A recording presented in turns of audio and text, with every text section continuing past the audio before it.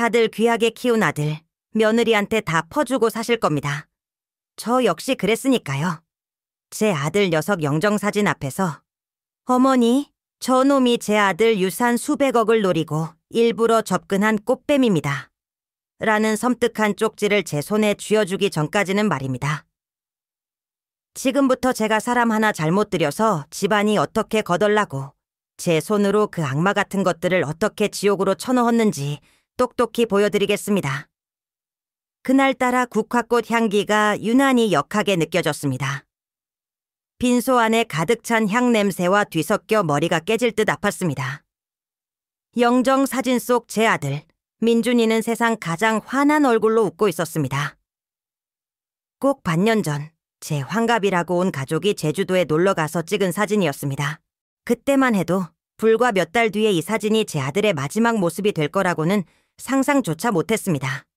어머님, 이제 기운 차리셔야죠. 민준 씨도 어머님이 이렇게 계속 슬퍼하시는 모습 보면 마음 편히 못 떠날 거예요.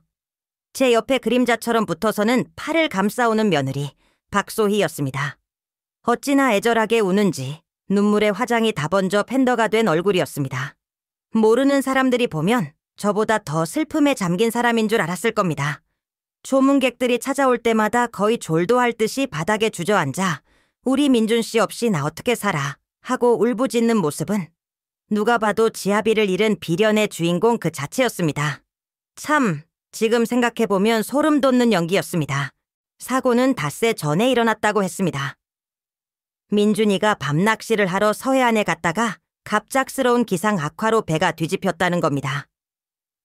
함께 탔던 사람들은 구조됐지만 우리 아들만은 끝내 찾지 못했다고 했습니다. 시신이라도 찾아야 하지 않겠냐는 제 울부짖음에 며느리는 이미 해경에서 수색을 포기했다며 시신 없는 장례를 치를 수밖에 없다고 저를 말렸습니다. 어머님, 민준 씨 마지막 가는 길 이렇게라도 해드려야죠. 제가 다 알아서 할게요. 그게 다 쇼였다는 걸 그때는 꿈에도 몰랐습니다. 저는 넋이 나간 사람처럼 아들의 영정사진만 하염없이 바라봤습니다. 마흔이 다 되도록 장가도 안 가고 제 속을 태우더니 겨우 짝을 찾아 결혼한 지 1년 만에 이게 무슨 날벼락이란 말입니까? 평생 배 멀미 하나 때문에 유람선 한번 제대로 못하던 녀석이 뭐가 아쉬워서 그 캄캄한 밤바다에 나갔을까? 도무지 이해할 수가 없었습니다. 조문객들의 발길이 잠시 뜸해진 틈을 타 저는 답답한 마음에 잠시 바람이라도 쐬려고 장례식장 밖으로 나왔습니다. 주머니에서 손수건을 꺼내 눈물을 닦는데 웬 낯선 아주머니 한 분이 다가와 제게 말을 걸었습니다. 혹시 최민준 씨 어머니 되십니까? 네, 그런데 누구신지? 아주머니는 주위를 한번 살피더니 제 손에 작은 쪽지 하나를 쥐어주었습니다. 이거 꼭 읽어보세요. 그리고 며느님, 조심하셔야 합니다. 그 말만 남기고 아주머니는 황급히 자리를 떴습니다. 이게 대체 무슨 소린가? 떨리는 손으로 쪽지를 펼쳐본 순간 저는 제 눈을 의심했습니다. 심장이 발밑으로 곤두박질 치는 것 같았습니다. 어머님, 저는 민준 씨와 함께 배에 탔던 사람입니다. 그날 사고는 우연이 아니었습니다. 며느리가 일부러 민준 씨 구명조끼에 칼집을 내놓았고 선장과 짜고 일부러 배를 뒤집었습니다. 저 며느리, 어머님 재산을 노리고 접근한 사기꾼입니다. 절대 믿지 마세요. 손이 사시나무처럼 떨려 쪽지를 놓칠 뻔했습니다. 이게 대체 무슨 말입니까? 며느리가 내 아들을 죽였다니. 그럼 저 빈소 안에서 울고 있는 건 악어의 눈물이란 말입니까? 머릿속이 새하얗게 변했습니다. 저는 비틀거리며 벽에 몸을 기댔습니다. 몇 번이고 눈을 비비고 쪽지를 다시 읽어봤지만 글씨는 사라지지 않았습니다. 어머님, 여기서 뭐 하고 계세요? 날씨도 추운데. 어느새 며느리가 따라 나와 제 어깨를 감쌌습니다. 저는 귀신이라도 본 사람처럼 화들짝 놀라며 쪽지를 주머니 속에 구겨 넣었습니다. 아니다, 잠시 머리가 아파서. 얼른 들어가세요. 곧 시아버님 회사분들 오신다고 연락 왔어요. 박소희는 제 얼굴에서 무언가 이상한 낌새라도 읽은 건지 의심 가득한 눈으로 저를 훑어봤습니다. 저는 애써 아무렇지 않은 척 며느리를 따라 다시 빈소로 들어갔습니다. 하지만 제 머릿속은 온통 그 쪽지 생각뿐이었습니다. 내 아들을 죽였다. 저 여자가. 그 순간 아들을 잃은 슬픔은 분노로 바뀌어 제 등골을 타고 흘렀습니다. 저는 다시 한번 영정사진 앞에 엎드려 통곡하는 며느리의 뒷모습을 노려봤습니다. 저 가증스러운 연기, 모든 것이 퍼즐처럼 맞춰지기 시작했습니다. 이 모든 참극이 저 악마 같은 여자가 꾸민 짓이라는 것을 직감했습니다. 저는 이를 악물었습니다. 그래, 어디 한번 해보자. 네가 연기파 배우라면 나는 내 아들의 원수를 갚기 위해 뭐든지 할 수 있는 엄마다. 저는 화장실로 달려가 떨리는 손으로 아까 그 아주머니가 누구였는지 기억을 더듬었습니다. 분명 아들 회사 동료의 부인이라고 자신을 소개했던 것 같았습니다. 저는 수소문 끝에 남편의 연락처를 알아내 전화를 걸었습니다. 여보세요? 저 민준이 엄마입니다. 혹시 부인분과 통화할 수 있을까요? 남편은 잠시 머뭇거리더니 아내가 지금은 통화하기 곤란하다고 했습니다. 뭔가 숨기는 눈치였습니다. 부탁입니다. 아주 잠시만이라도 좋습니다. 제 아들의 억울한 죽음이 걸린 일입니다. 제 간절한 목소리에 남편은 결국 아내를 바꿔주었습니다. 여보세요, 사모님. 아주머니, 쪽지 잘 받았습니다. 이게 대체 어떻게 된 일인지 사실대로 말씀해 주세요. 아주머니는 한참을 망설이다가 모든 것을 털어놓았습니다. 그날 낚싯배에는 남편과 민준이 그리고 선장을 포함해 몇 명이 더 있었다고 합니다. 그런데 유독 며느리 박소희가 민준이에게만 특정 구명조끼를 입으라고 권했고 그날따라 파도가 심상치 않으니 나가지 말라는 주변의 만류에도 불구하고 출항을 강행했다는 겁니다. 그리고 배가 뒤집혔을 때 다른 사람들은 모두 무사히 구조되었지만 유독 민준이만 보이지 않았다고 했습니다. 나중에 구조된 남편이 아내에게 말하길 배가 뒤집히기 직전 며느리와 선장이 수상한 눈빛을 주고받는 것을 똑똑히 봤다고 했습니다. 저는 심호흡을 한번 하고 화장실을 나섰습니다. 그리고 다시 슬픔에 잠긴 시어머니의 얼굴로 돌아갔습니다. 박소희가 제게 다가와 물었습니다. 어머님, 얼굴이 더 창백해지셨어요. 어디 안 좋으세요? 아니다. 그냥 우리 아들 생각에 가슴이 찢어지는 것 같아서 그런다. 저는 며느리의 손을 꽉 잡으며 말했습니다. 제 소나기에 바짝 힘이 들어간 것을 그 여자는 눈치챘을까요? 아마 몰랐을 겁니다. 그저 늙고 힘없는 시어머니가 슬픔을 이기지 못해 그러는 줄로만 알았겠지요. 그날 밤 저는 뜬 눈으로 밤을 새웠습니다. 그리고 다짐했습니다. 이 끔찍한 비극의 연출자가 누구인지, 내 아들에게 무슨 짓을 저지른 것인지 내 두 눈으로 확인하고 내 손으로 모조리 파멸시키겠다고 말입니다. 박소희를 처음 만난 건 2년 전이었습니다. 아들이 40이 넘도록 결혼할 생각이 없어 애를 태우던 중에 드디어 평생을 함께할 사람이라며 데려왔을 때만 해도 저는 세상을 다 얻은 기분이었습니다. 게다가 며느리감은 또 얼마나 참하고 예뻤는지 모릅니다. 유명한 음식 블로거라고 자신을 소개했는데 나긋나긋한 말투와 교양 있는 몸가짐이 딱 제 마음에 들었습니다. 저는 평생을 시장 바닥에서 콩나물 국밥을 팔아 지금의 3층짜리 어머니 국밥집 건물을 일군 사람입니다. 남편을 일찍 여의고 어린 아들 하나 먹여 살리겠다고 안 해본 고생이 없었습니다. 그런 제 눈에 아들이 데려온 며느리는 사는 세상이 다른 사람처럼 보였습니다. 결혼하고 나서부터 박소희는 조금씩 발톱을 드러내기 시작했습니다. 처음에는 아주 사소한 것들이었습니다. 제가 사는 집은 국밥집 건물 맨 위층이었습니다. 며느리는 신혼집을 근처 오피스텔에 얻었는데도 틈만 나면 가게에 들러 이래라 저래라 간섭을 했습니다. 어머님, 요즘 누가 이렇게 촌스러운 뚝배기에 국밥을 담아 팔아요? 인스타그램에 올릴 만한 예쁜 그릇으로 싹 다 바꿔야죠. 어머님, 메뉴가 너무 단조로워요. 국밥 말고 젊은 사람들이 좋아할 만한 퓨전 메뉴도 개발해야죠. 로제 떡볶이나 치즈 돈가스 같은 거요. 다 틀린 말은 아니었지만 그 말투가 꼭 저를 구시대의 유물 취급하는 것 같아 속이 상했습니다. 한 번은 단골 손님들 앞에서 제게 면박을 준 적도 있었습니다. 민준 씨는 언제까지 엄마 가게 주방에서 국만 푸고 있을 거예요? 당신은 이런 자비할 사람이 아니잖아요.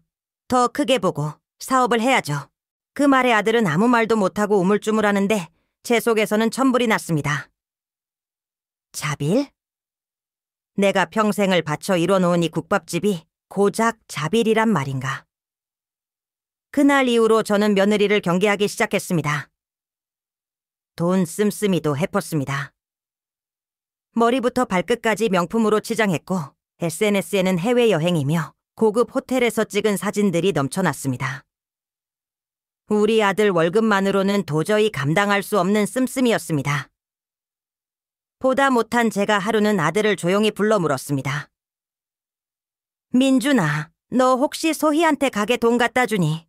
씀씀이를 보니 보통이 아니다. 엄마는 뭘 그런 걸 가지고 그래요? 소희가 다 알아서 재테크도 하고 그런다니까요. 그리고 요즘 젊은 사람들 다 저렇게 살아요. 아들은 오히려 저를 시대에 뒤떨어진 사람 취급하며 며느리 편을 들었습니다. 그때 깨달았습니다. 아, 저 녀석은 이미 저 여우 같은 년한테 단단히 홀렸구나. 내가 무슨 말을 한들 소용없겠구나. 결정적으로 며느리에 대한 의심이 확신으로 바뀐 건 석 달 전 일이었습니다. 어느 날 박소희가 서류 봉투를 한 뭉치 들고 저를 찾아왔습니다. 어머님, 잠깐 드릴 말씀이 있어요. 뭔데 그러냐? 어머님도 이제 연세가 있으시니 언제까지 가게 일에 매달리실 수는 없잖아요. 그래서 말인데 이 가게랑 건물 명의를 미리 민준 씨 앞으로 좀 정리해 두시는 게 어떨까 해서요. 그러면서 내민 것은 부동산 증여 계약서였습니다. 내용은 간단했습니다. 제가 가진 모든 재산, 즉 이 국밥집 건물과 돌아가신 남편이 남겨준 경기도 양평 땅을 아들 민준이에게 미리 증여하라는 것이었습니다. 이게 다 무슨 소리냐? 내가 아직 두 눈 시퍼렇게 뜨고 살아있는데 무슨 재산 정리야? 어머님, 오해는 마세요. 이게 다 절세 때문이에요. 나중에 상속으로 받으면 세금이 어마어마하게 나와요. 지금 미리 증여하면 증여세가 훨씬 적어서 우리 가족 모두에게 이득이라고요. 제가 이런 쪽은 전문가라 잘 알잖아요. 그럴듯한 말이었습니다. 하지만 저는 평생 돈 계산 하나는 똑 부러지게 해온 사람입니다. 아무리 며느리 말이라도 이렇게 큰일을 덜컥 도장부터 찍을 수는 없었습니다. 알았다. 일단 서류는 놓고 가거라. 내가 좀 생각해보고. 어머님, 뭘 생각하세요? 그냥 저 믿고 도장 찍으시면 돼요. 제가 다 알아서 해드릴게요. 박소희는 끈질기게 저를 설득했습니다. 그 모습이 어찌나 집요하던지 오히려 더 의심이 갔습니다. 특히 양평 땅에 대해서는 유독 더 집착하는 눈치였습니다. 특히 이 양평 땅은요, 어머님. 지금은 그냥 묵혀두는 땅 같지만 제가 알아보니 곧 근처에 대규모 신도시가 들어선대요. 그럼 땅값이 수십 배는 뛸 거예요. 그걸 나중에 상속받으면 정말 세금 폭탄 맞는다고요. 그 땅은 죽은 남편이 제게 남겨준 유일한 유산이었습니다. 수십 년간 세금만 내고 있던 말 그대로 쓸모없는 땅이었습니다. 그런데 며느리는 그 땅의 미래 가치를 어떻게 그렇게 잘 알고 있는 걸까요? 저는 그날 밤 몰래 알고 지내던 세무색에 전화를 걸어 며느리가 한 말이 사실인지 확인했습니다. 세무사의 대답은 충격적이었습니다. 증여세 절감 효과가 있기는 하지만 며느리가 말한 것처럼 극적인 차이는 아니라는 것이었습니다. 오히려 지금 증여하면 제가 가진 모든 재산에 대한 권리를 잃게 되는 것이나 마찬가지라고 했습니다. 이 여우 같은 년이 감히 내 재산을 통째로 삼키려고 하는구나. 저는 다음 날 며느리를 불러 서류를 돌려주며 말했습니다. 나는 아직 건강하다. 내 재산은 내가 죽기 전까지 내가 알아서 할 테니 너는 내 살림이나 잘 챙겨라. 제 단호한 태도에 박소희는 당황한 기색이 역력했습니다. 하지만 이내 표정을 바꾸고 웃으며 말했습니다. 어머님, 서운하세요? 저는 다 어머님 편하시라고 그런 건데. 알겠습니다. 어머님 뜻이 정 그러시다면요. 그렇게 순순히 물러나는가 싶었습니다. 지금 생각해보니 그게 끝이 아니었습니다. 저한테서 직접 재산을 빼앗는 게 실패하자 아들을 죽여 상속인 자격으로 제 재산을 가로챌 계획을 세운 것이었습니다. 그리고 그 계획의 마무리가 바로 아들의 가짜 장례식이었던 겁니다. 모든 진실을 알게 된 저는 곧장 그날 쪽지를 건네주었던 아주머니에게 다시 연락했습니다. 아주머니, 부탁이 있습니다. 그날 배에 탔던 사람들을 만나게 해주세요. 제가 사례는 얼마든지 하겠습니다. 아주머니는 처음에는 위험한 일이라며 망설였지만 자식을 잃은 어미의 심정을 헤아려 주었습니다. 며칠 뒤 저는 아주머니의 도움으로 그날 사고의 목격자들을 은밀하게 만날 수 있었습니다. 그들은 처음에는 입을 열기 두려워했지만 제가 내민 두둑한 봉투와 눈물 어린 호소에 하나둘씩 입을 열기 시작했습니다.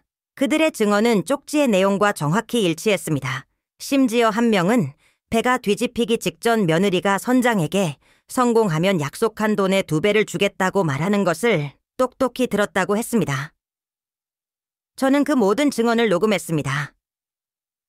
이제 저 악마 같은 것들을 올가맬 증거는 충분했습니다. 하지만 이걸 가지고 바로 경찰서로 달려갈 수는 없었습니다.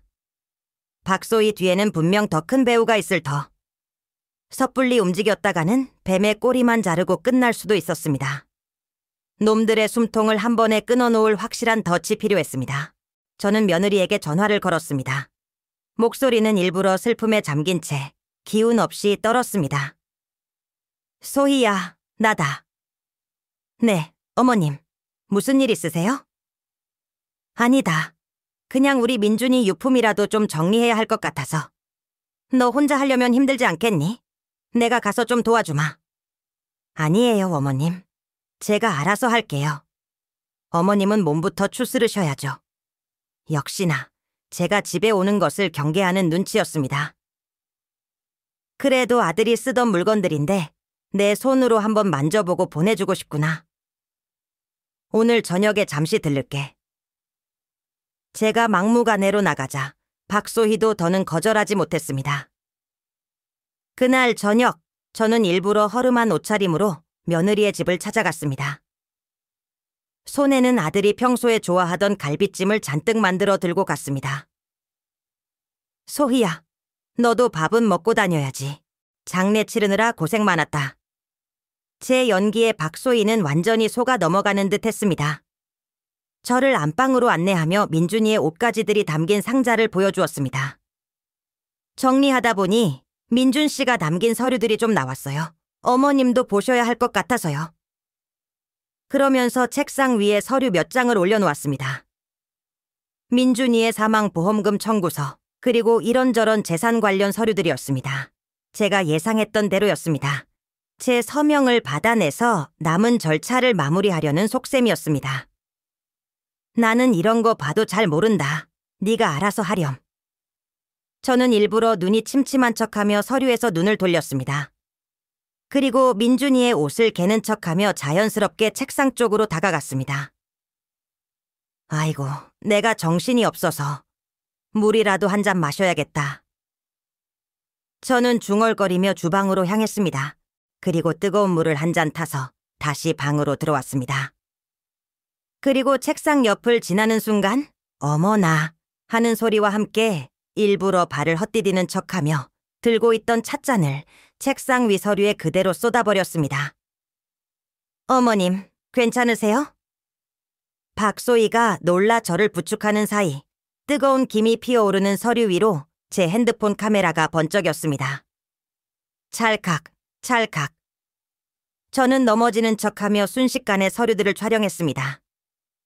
아이고, 이 중요한 서류를 내가 망쳐버렸네. 정신이 없으니 별 실수를 다 하는구나. 미안해서 어쩌니. 저는 울상을 지으며 젖은 서류를 휴지로 닦는 신용을 했습니다. 박소희는 속으로 부하가 치밀었겠지만 겉으로는 애써 미소를 지었습니다. 괜찮아요, 네 어머님. 사본 있으니까요. 어머님 안 다치셨으면 됐어요. 그래, 사본이 있겠지. 하지만 원본 사진은 이제 내 손에 있다. 이 여우 같은 것. 저는 속으로 쾌재를 불렀습니다. 그렇게 1차 증거 확보에 성공한 저는 더 있다가는 의심을 살 것 같아 적당히 아들 옷가지를 챙겨 들고 집을 나섰습니다. 하지만 제 계획은 이제 시작일 뿐이었습니다. 그날 밤 가게 문을 닫고 집으로 올라왔는데 현관문 앞에 덩치 큰 사내 2명이 서 있었습니다. 한눈에 봐도 인상이 험악한 것이 보통 사람들은 아니었습니다. 박선자 씨 되십니까? 누구신데 남의 집 앞에서 이러세요? 잠깐 이야기 좀 하시죠. 그들은 제 대답도 듣지 않고 저를 밀치며 집 안으로 들어왔습니다. 거실 소파에 거만하게 자리를 잡고 앉은 남자가 입을 열었습니다. 아드님 최민준 씨 명복을 빕니다.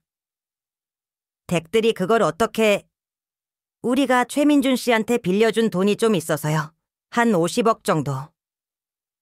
역시나 며느리와 한패인 놈들이었습니다. 아들이 죽었는데 이제 와서 돈 얘기를 하면 어쩝니까? 저는 모르는 일입니다. 저는 시치미를 뚝 뗐습니다. 그러자 옆에 있던 남자가 피식 웃으며 서류 한 장을 꺼내 보여주었습니다. 아들 민준이가 그들에게 50억을 빌리면서 담보로 저희 가게 건물과 양평 땅을 제공한다는 내용의 차용증이었습니다. 물론 아들의 도장은 위조된 것이었습니다. 이래도 모르는 일이라고 하실 겁니까? 아드님이 죽었으니 이제 어머님이 갚으셔야죠. 심장이 철렁 내려앉았지만 저는 애써 태연한 척했습니다. 그래서 뭘 원하는데? 간단합니다. 최민준 씨가 진빚 50억, 그거 대신 갚으시면 됩니다. 돈으로 갚기 힘드시면 경기도 양평에 있는 그 땅으로 주셔도 좋고요. 놈들의 입에서 양평 땅 이야기가 나오는 순간 저는 이놈들이 며느리와 한패라는 것을 다시 한번 확신했습니다. 만약에 싫다고 하면? 글쎄요. 죽은 줄 알았던 아들이 사실은 실종 상태였다가 어디 외딴 섬에서 변사체로 발견될 수도 있고, 아니면 홀로 남은 늙은 어머니가 갑자기 가게에서 발을 헛디뎌 큰 사고를 당할 수도 있겠죠. 놈들은 노골적으로 저를 협박했습니다. 등에서는 식은땀이 흘렀지만 저는 물러서지 않았습니다. 수십 년간 시장 바닥에서 온갖 진상들을 상대하며 다져온 맷집이 있었습니다. 이까짓 협박에 눈 하나 깜짝할 제가 아니었습니다. 생각할 시간을 좀 주시오. 나도 이 나이에 50억이니 땅이니 하는 걸 결정하려면 시간이 좀 필요하니까. 좋습니다. 딱 이틀 드리겠습니다. 이틀 뒤에 다시 오죠. 그때까지 좋은 생각하시길 바랍니다, 어머님. 어머님이라는 말에 힘을 주어 말하는 놈의 얼굴을 저는 똑똑히 기억해 두었습니다. 놈들이 돌아간 후 저는 곧바로 수첩을 꺼내 오래된 번호 하나를 찾아 눌렀습니다. 이제 저 혼자서는 안 됐습니다. 이 판을 뒤집어줄 확실한 선수가 필요했습니다. 수화기 너머로 수십 년 만에 듣는 낯익은 목소리가 들려왔습니다.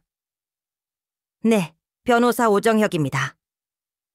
오정혁 변호사. 지금은 서초동에서 제일 잘 나가는 로펌의 대표 변호사지만 제가 처음 정혁이를 만났을 때 그놈은 17살의 깡마른 고등학생이었습니다. 한겨울에 다해진 교복을 입고 우리 국밥집 앞에서 서성이던 모습이 아직도 눈에 선합니다. 그날따라 유난히 추웠는데 녀석은 들어오지도 못하고 한참을 안쪽만 힐끔거리고 있었습니다. 제가 나가서 물었죠. 학생, 왜 안 들어오고 거기서 그러고 있어? 배고프면 들어와서 국밥 한 그릇 하고 가. 아, 아니에요. 녀석은 제 눈을 피하며 뒷걸음질 쳤습니다. 보아하니 돈은 없는데 배는 고팠던 모양입니다. 그 시절에는 그런 애들이 종종 있었습니다. 저는 녀석의 손을 덥석 잡고 가게 안으로 끌고 들어왔습니다. 됐다. 돈은 안 받을 테니 어서 들어와서 몸이나 녹여. 이러다 감기 걸리겠다. 그리고는 가장 뜨끈한 국밥 한 그릇을 녀석 앞에 말아주었습니다. 녀석은 아무 말 없이 꾸벅 인사를 하고는 허겁지겁 국밥을 먹기 시작했습니다. 그 후로도 정혁이는 가끔 가게를 찾아왔습니다. 그때마다 저는 돈을 받지 않았습니다. 그냥 어릴 적 제 아들놈 같아서 마음이 쓰였습니다. 나중에 들은 이야기지만 정혁이는 그때 부모님을 모두 여의고 할머니와 단둘이 살고 있었다고 합니다. 삐뚤어지려던 자신을 국밥집 주인의 작은 친절이 붙잡아 주었다고. 그래서 죽어라 공부해서 검사가 되었다고 했습니다. 검사가 되고 나서 제일 먼저 번듯한 양복을 빼입고 저를 찾아왔을 때 제가 얼마나 대견하고 기뻤는지 모릅니다. 어머니, 그때 주신 국밥 한 그릇 덕분에 제 인생이 바뀌었습니다. 그랬던 녀석이었습니다. 그런 녀석이라면 제 사정을 외면하지 않을 거라는 확신이 있었습니다. 다음날 아침, 저는 정혁이의 사무실을 찾아갔습니다. 삐까뻔쩍한 서초동 빌딩 꼭대기에 있는 사무실은 제가 사는 세상과는 완전히 다른 곳 같았습니다. 잠시 망설이다가 안으로 들어서자 말끔한 정장을 차려입은 정혁이가 버선발로 저를 맞아주었습니다. 어머니, 아니 사모님, 여기까지 어쩐 일이십니까? 사람들 많은데 어머니는 무슨, 그냥 박 여사라고 불러라. 저는 정혁이가 안내하는 대표실로 들어가 지난 며칠간 있었던 모든 일을 털어놓았습니다. 아들의 죽음에 얽힌 비밀, 며느리의 사기 행각, 사채업자들의 협박까지. 이야기를 듣는 내내 정혁이의 표정은 점점 굳어갔습니다. 제 이야기가 끝나자 정혁이는 주먹으로 책상을 쾅 하고 내리쳤습니다. 이런 천하의 개만도 못한 것들을 봤나? 감히 누군 줄 알고 우리 어머니를 건드려? 정혁이는 옛날 고등학생 시절의 거친 말투 그대로였습니다. 어머니, 아무 걱정 마십시오. 저한테는 어머니가 법이고 하늘입니다. 그놈들, 제가 법으로 아주 뼈와 살을 분리해 버리겠습니다. 그 말 한마디에 지난 며칠간 저를 짓눌러 왔던 불안감이 눈 녹듯이 사라지는 것 같았습니다. 그래, 그래서 내가 너를 찾아왔다. 경찰에 가봤자 저놈들 빠져나갈 구멍만 만들어주는 꼴이다. 뭔가 확실한 방법이 필요해. 물론입니다. 저놈들이 스스로 무덤을 파고 들어가게 만들어야죠. 정혁이는 잠시 생각에 잠기더니 이내 번뜩이는 눈으로 저를 보며 말했습니다. 어머니, 혹시 그놈들이 다시 연락 오면 모든 걸 포기하고 땅을 넘겨주겠다고 하십시오. 뭐? 내 손으로 그 비싼 땅을 넘겨주라고? 물론 진짜로 주는 게 아닙니다. 놈들을 안심시키고 우리가 파놓은 함정으로 끌어들이기 위한 미끼입니다. 정혁이는 저를 위해 아주 특별한 법적 지뢰를 설계하기 시작했습니다. 정혁이가 생각해낸 계획은 간단하면서도 아주 치명적인 것이었습니다. 겉보기에는 제가 모든 재산을 포기하고 며느리 박소희에게 양평 땅을 넘긴다는 내용의 부동산 증여 계약서였습니다. 하지만 그 계약서 안에는 놈들이 절대 눈치채지 못할 무서운 독소 조항이 숨어 있었습니다.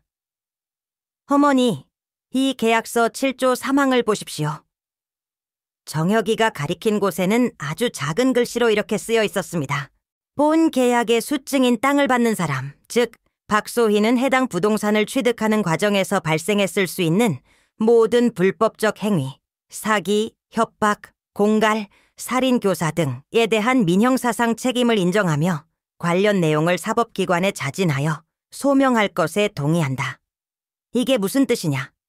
간단히 말해서 이 계약서에 서명하는 순간 박소희는 내가 이 땅을 차지하기 위해 사기치고 협박하고 남편을 죽이려고 했습니다.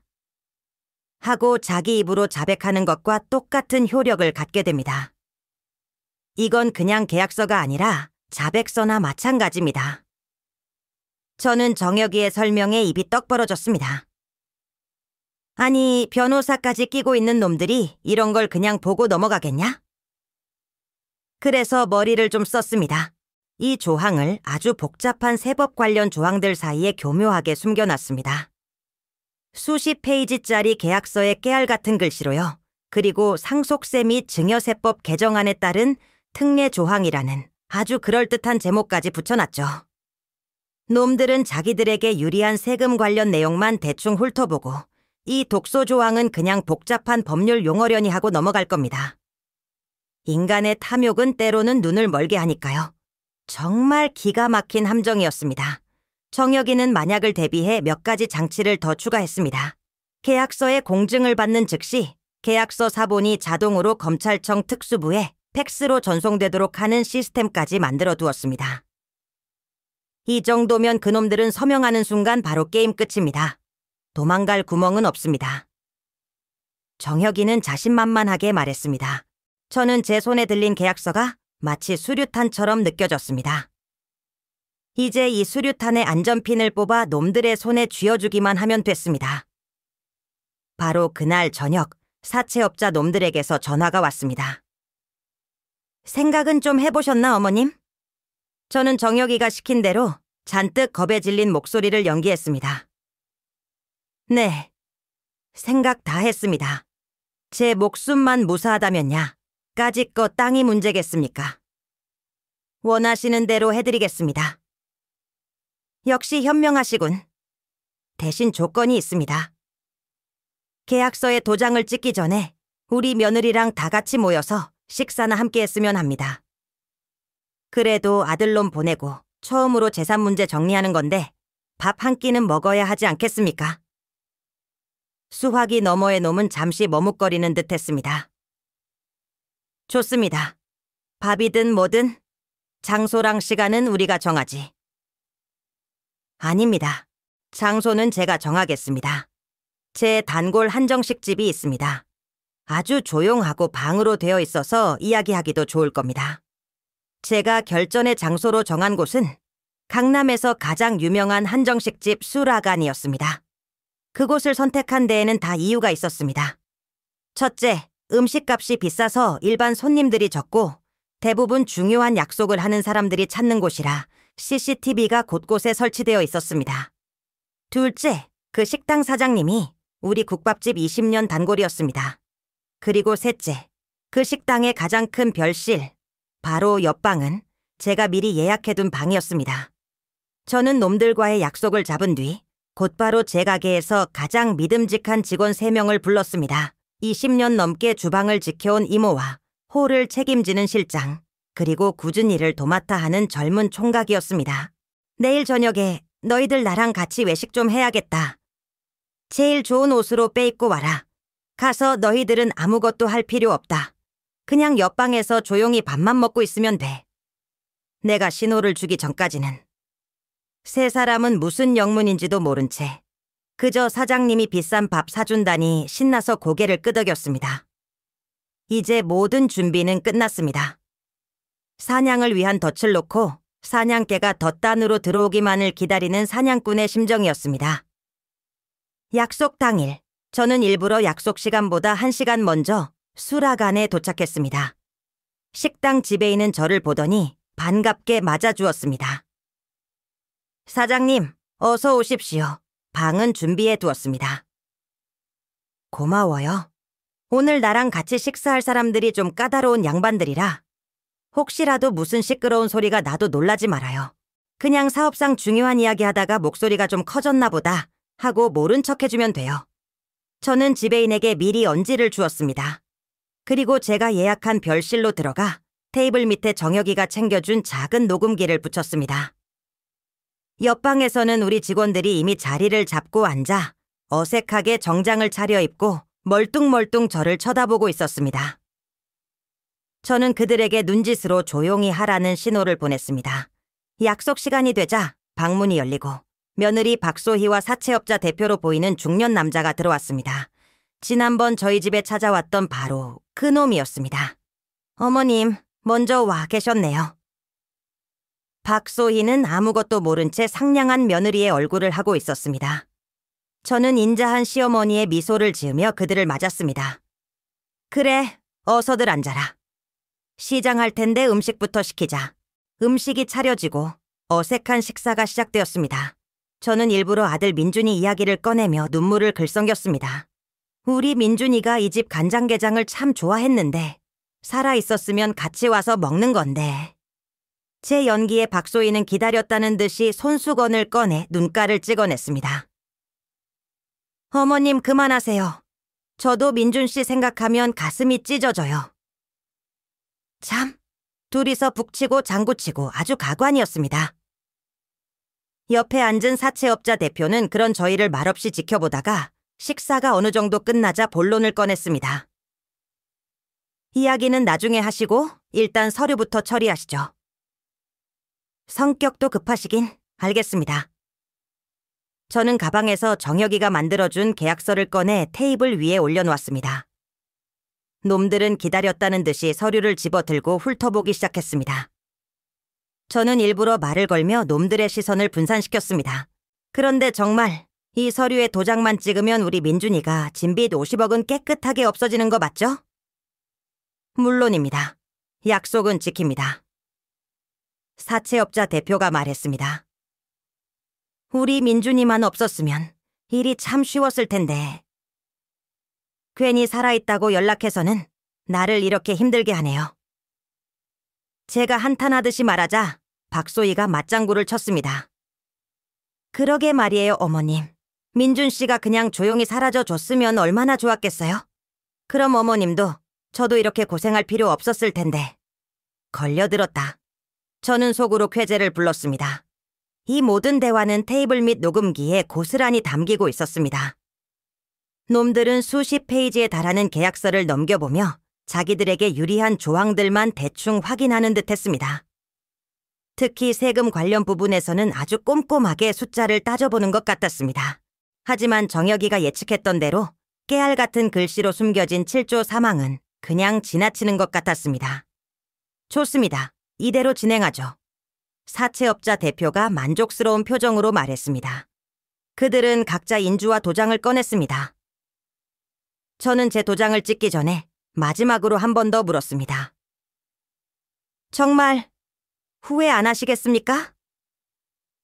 무슨 말씀이시죠? 아닙니다. 그냥 해본 소리입니다. 저는 제 이름 석자 옆에 제 인생을 건 도장을 꾹 눌렀습니다. 그리고 박소희와 사채업자 대표가 차례로 서명을 하고 도장을 찍는 순간까지 숨을 죽이고 지켜봤습니다. 모든 서명이 끝나고 놈들이 회심의 미소를 짓는 바로 그 순간이었습니다.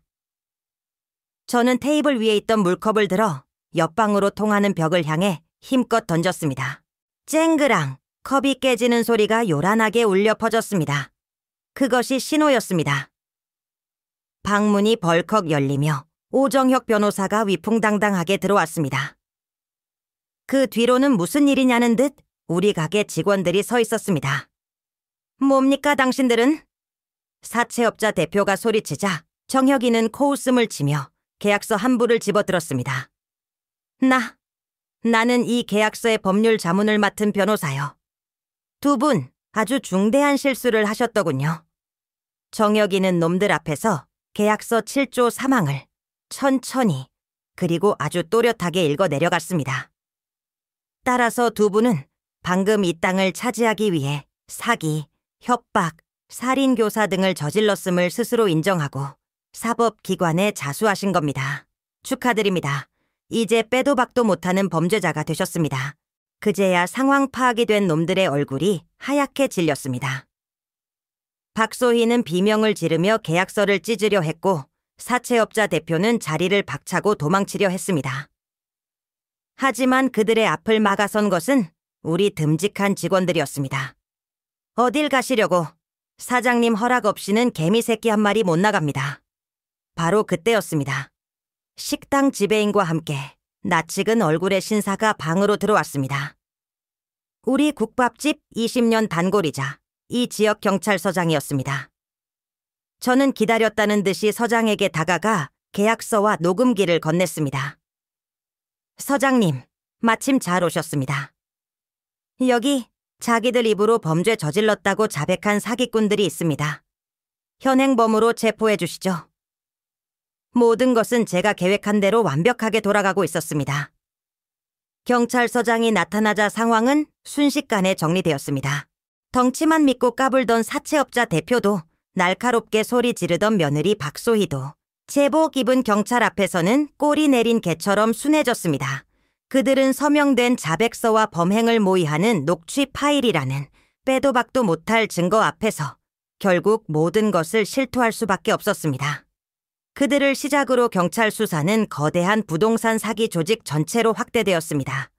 며느리 뒤에 있던 사채업체, 그 뒤에 있던 위장 법무법인, 그리고 전국의 노인들을 상대로 사기를 쳐온 총체까지 고구마 줄기처럼 줄줄이 엮여나왔습니다.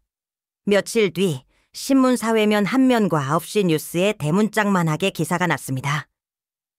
강남 국밥집 여사장, 기지로 수백억 원대 부동산 사기단 일망타진. 저는 하루아침에 동네 유명 인사가 되었습니다.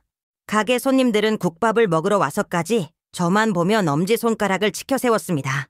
사장님 진짜 대단하십니다. 속이 다 시원하네요. 역시 우리 사장님 배포가 남다르시다 했어. 쑥스럽기도 했지만 솔직히 말해 기분은 좋았습니다. 평생 묵은 체증이 시원하게 내려가는 것처럼 가슴속 응어리가 싹 풀리는 기분이었습니다. 모든 사건이 끝나고 장례식장에서 제게 쪽지를 건네주었던 아주머니와 그 남편분이 저를 찾아왔습니다. 그들은 박소희와 선장에게 협박을 받아 진실을 말하지 못하고 마음고생이 심했다고 했습니다. 저는 그들에게 약속했던 것보다 훨씬 두둑한 사례금을 건넸습니다. 두 분의 용기가 아니었다면 제 아들의 죽음은 영원히 묻힐 뻔했습니다. 제 아들 민준이는 결국 돌아오지 못했습니다. 며느리가 꾸민 가짜 장례식이 아니라 정말로 차가운 바닷속에서 별이 되고 만 것입니다. 하지만 저는 더 이상 슬퍼하고만 있지 않기로 했습니다. 아들의 억울한 죽음을 밝혔고 그 원수들을 제 손으로 심판했으니 이제 아들도 하늘에서 편히 쉴 수 있을 거라 믿습니다. 그 후로 몇 년의 시간이 흘렀습니다. 악독했던 며느리와 사기꾼들은 모두 법의 심판을 받고 감옥에서 죗값을 치르고 있습니다. 저는 제 곁에 남은 손주 녀석을 보며 살아갑니다. 아들이 남기고 간 유일한 혈육입니다. 녀석이 끓여주는 국밥을 먹을 때면 저는 비로소 마음이 놓입니다. 제 아들이 못다한 효도를 이 녀석이 대신 해주는 것 같아서요. 저는 요즘 새로운 일을 시작했습니다. 제 경험을 바탕으로 지역 노인복지관에서 금융사기 예방 강사로 봉사활동을 하고 있습니다. 제 기가 막힌 사연을 들려주면 어르신들이 시간 가는 줄 모르고 이야기에 빠져듭니다. 여러분, 세상에 믿을 놈 하나 없다는 말 다 거짓말입니다. 믿을 사람은 있습니다. 하지만 그 전에 여러분 자신부터 먼저 믿으셔야 합니다. 내 돈과 내 재산은 그 누구도 아닌 내가 지켜야 한다는 걸 잊지 마세요. 아무리 자식이 달콤한 말로 꿰고 며느리가 살랑살랑거려도 모르는 서류에는 절대 도장 찍어주는 거 아닙니다. 아시겠습니까? 제 말에 어르신들이 박수를 치며 고개를 끄덕일 때 저는 살아있음을 느낍니다. 돌이켜보면 아들의 죽음으로 시작된 그 끔찍했던 시간들은 제게 많은 것을 가르쳐 주었습니다. 첫째, 사람은 겉모습만 보고 판단해서는 안 된다는 것. 둘째, 내 자식이라도 맹목적으로 믿어서는 안 된다는 것. 그리고 가장 중요한 마지막 하나. 나이가 들었다고 해서, 여자라고 해서 내가 약한 존재인 것은 아니라는 사실입니다. 제 아내는 제 자식을 지키기 위해서라면 불구덩이에라도 뛰어들 수 있는 강인한 엄마가 살고 있었습니다. 여러분도 마찬가지입니다. 살다 보면 내 힘으로는 도저히 감당할 수 없을 것 같은 시련이 닥쳐올 때가 있습니다. 세상이 나를 속이고 가장 믿었던 사람이 내 등에 칼을 꽂는 순간도 있을 겁니다. 그때 주저앉아 울고만 있지 마십시오. 여러분 안에도 분명 그 어떤 시련도 이겨낼 수 있는 강한 힘이 숨어 있을 겁니다. 그걸 믿고 스스로의 힘으로 일어서십시오. 인생이라는 뜨끈한 국밥 한 그릇 제대로 말고 나면 어떤 문제든 시원하게 해결할 수 있을 겁니다. 제가 그랬던 것처럼 말입니다. 지금까지 제 이야기를 들어주셔서 감사합니다. 오늘 제 이야기에 가슴이 뜨거워지셨다면 화면에 보이는 다른 영상도 한번 눌러보세요. 더 기가 막힌 사연들이 여러분을 기다리고 있을 겁니다.